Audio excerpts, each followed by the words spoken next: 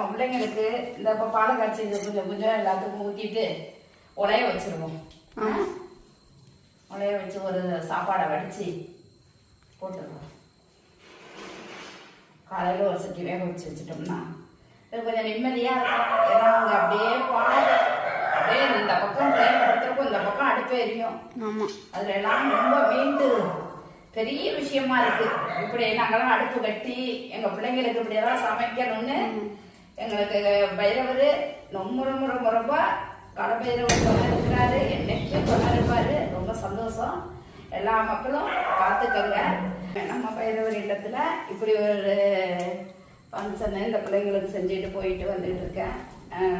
எல்லாரும் சப்போர்ட்டும் எல்லா மக்களுக்கும் நன்றி சொல்லணும். நீங்கள் எல்லாரும் நல்லா இருப்பீங்க, நல்லா இருக்கணும். 7 தலைமுறை உங்களை கடவுள் காத்து வரணும். எங்கள் பைரவர்களுக்கெல்லாம் இப்படி நீங்கள் உங்களால் முடிஞ்ச ஹெல்ப்பை நீங்கள் பண்ணியிருக்கீங்க. ரொம்ப சந்தோஷம்.